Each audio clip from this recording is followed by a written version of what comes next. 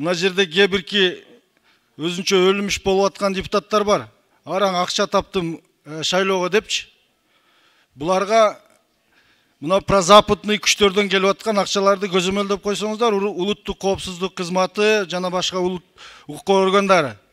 Булар өздөрү өтүп бүтүп келип, кийинки өтпөй калгандарга барып жардам берип жүрдү кече. Бул жерге келип өлүмүш болуп атат, зорго акча таптым деп. Ушулар боюнча да кайсы булактардан келип атат буларгачы? Сиз деген мындай замечание беришиңиз керек да, депутаттардын адресине бир эчка деген бар да. Баятан бери бизди бүт кыргыз эл карап турат.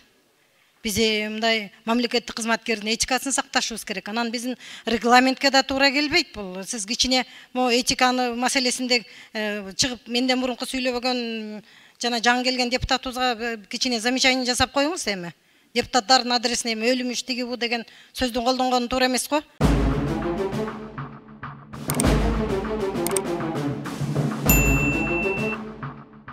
Жанар Акаев Бакиевтерди алып келип, жоопко тартуу боюнча прокуратурада иштери болуп жатабы? Депутат Жанар Акаев: диктатордук кандуу режим кулаганына эртең 12 жыл болот. Мында каза болгондордун саны 152ге жетти.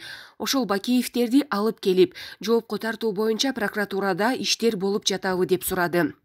Курманкул Золушев: алар башка өлкөдө жүргөндүктөн каттар жөнөтүлгөн, кылмыш иштери козголгон, башка өлкө баш тарткан. Аларды алып келүүгө мүмкүнчүлүктөр түзүлбөй жатат деди. Чоң рахмат. Урматтуу Курманкул Токтаралиевич. Диктатордук кандуу режим кулаганына эртең туура 12 жыл болот. 12 жыл өттү. Ошол өлгөндөрдүн саны бүгүн 152ге чыкты. Ошондо 87 адам өлсө, андан ары жаракат алгандар өлүп отуруп, мына 152 адам каза болду. Ошол Бакиевтерди, Жаныш Бакиевди баш кылып алып келип, жоопко тартуу боюнча прокуратурада конкреттүү иштер болуп атабы?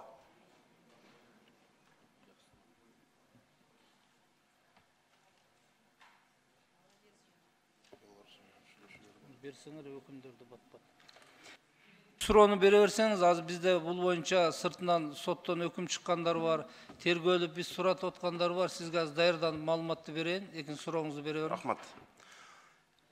Кийинкиси сунуш, Курманкул Токтаралиевич. Мына мурдагы баш прокурорлордун бири азыр ынтымак деп укмуш сонун парк түшүп калды. Ошол жерде бирөөлөр заправка курган экен. Ошол заправканы башкы прокуратура көзөмөлдөп атып алдырган да. Алдырып азыр сонун парк болуп калды, элдин баары басып жүрөт. Мына азыр дагы филармониянын артында, эми элестетиңиз, шаардын борборунда. Дагы курулуш ишин соттун чечими чыккан эле, эмне болду билбейм. Филармониянын артында парк. Парктын аймагына дагы курулуш жасап атышат да.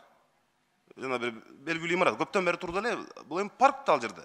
Же парковка жок болсо, анан мына курулуп бүтүп аткан үйлөр кулап түшүп атат. Курманкул Токтаралиевич. Кулап түшүп атат эми. Шуну мыйзамды көзөмөлдөөчү катары өзүңүз ушул башаламан курулуштарга мына депутаттар комиссия түздүк, кесиптештерибиз. Өзүңүз бир катуу киришпесеңиз болбойт го, адам өмүрүн алган учур Кудай сактасын, эми ошондой болсо анан бытырап калбашыбыз керек да. Үчүнчүсү сунушум жазып алсаңыз, мына парламенттин эл аралык комитетке жана президентке Швейцариядан достук группанын башчысы кат жөнөтүп атат. Биздин жаранды, Кыргызстандын жараны Даниэль Бейшат деген. Жана Гергерт спорттун кожоюну 1,5 миллион еврого алдап кетти деп. Аны президент мына сиздин намыңызга жөнөтүптүр. Азыр Ички иштер министрлигинен мага кат келди, башкы прокуратура көзөмөлдөдү. Ошону жазып алсаңыз, Курманкул Токтаралиевич. Ушуга бир өзүңүз көзөмөлдөп койсоңуз,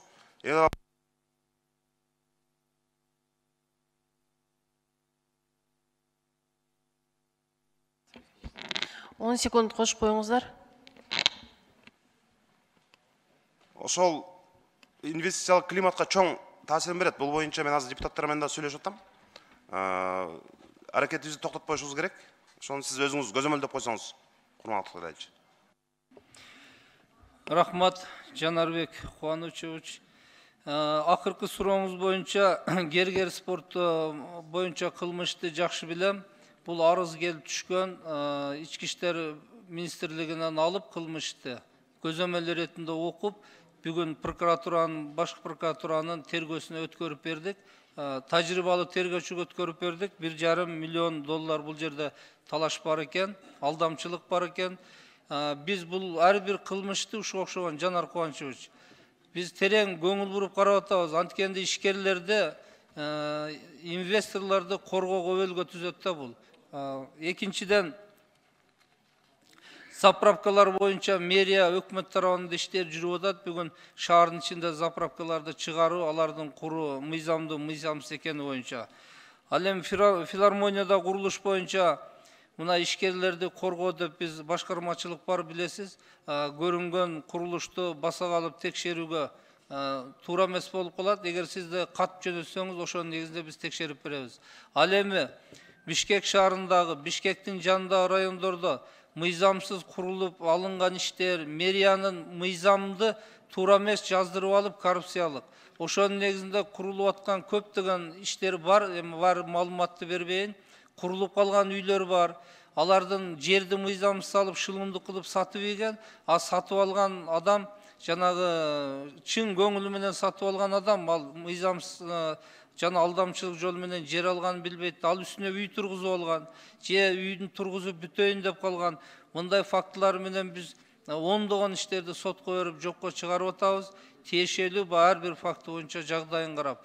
Бишкек шаарында эң бул чоң проблемалардын бири ушу курулуш тармагындагы мыйзамсыздык, башаламандык, кызматкерлердин коррупциялык аракеттери. Ал эми сиз айткан 2005 жылдагы окуялар боюнча өзүңүзгө маалым, бул башка өлкөдө жүргөндүктөн бир нече прокуратура тарабынан каттар жөнөтүлгөн, бир нече кылмыш иштери козголгон. Ал боюнча башка өлкө берүүдөн баш тарткандыктан бүгүн аталган жарандардын сиз айткан бирөөсүндө мамлекеттик алып келүүгө мүмкүнчүлүк түзүлбөй атат. Рахмат.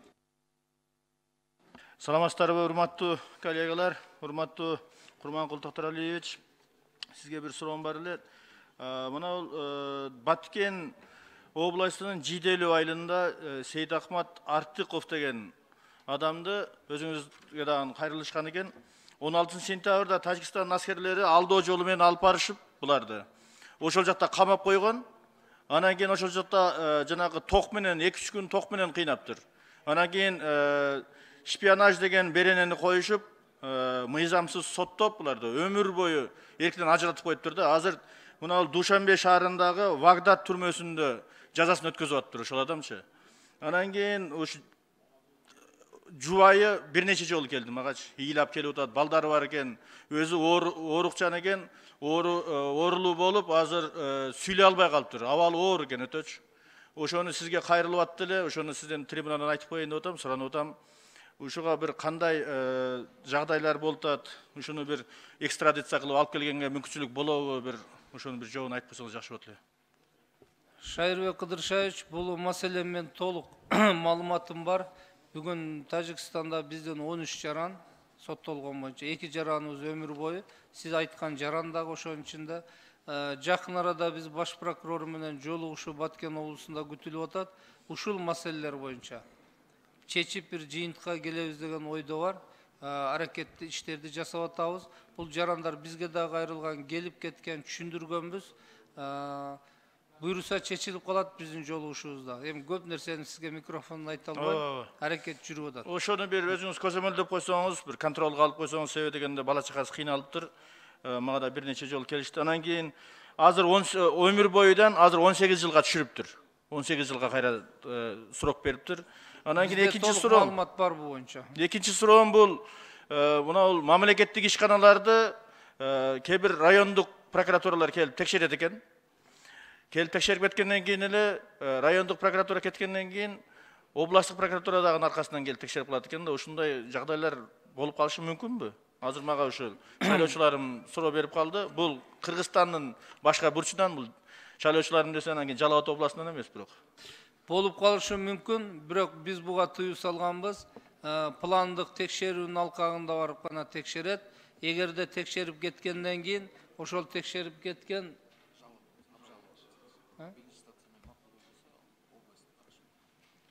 жок, бул башканы айтат. Сиз сотто чечим чыккан прокурордун катышуусу боюнча айтып атасызбы же Жок, мекемелерди текшерүү боюнча айттым. Мекемелерди текшерүү боюнча эгерде райондук прокуратура текшерсе пландуу. Ошол кандайдыр бир текшерген тармагы боюнча бүгүн талап коюп атабыз, так текшерип баа берсин. Эгерде кайталап текшерүүдө арыз түшүп калып, сиз айткандай областтан текшерип, баш прокуратурадан текшерип аныктап калса, бүгүн жооп берет, талапты катуу коюп атабыз да. Ал эми жөндөн барып, облус прокуратурадан барып, ал факты боюнча текшерүү укугу жок. Эгерде арыз түшпөсө, эгер арыз түшпөй текшерген факт болсо берсеңиз, биз чара колдонобуз. Рахмат, бүгүнкү билдирүүңүздү, отчетуңузду колдойбуз. Чоң рахмат.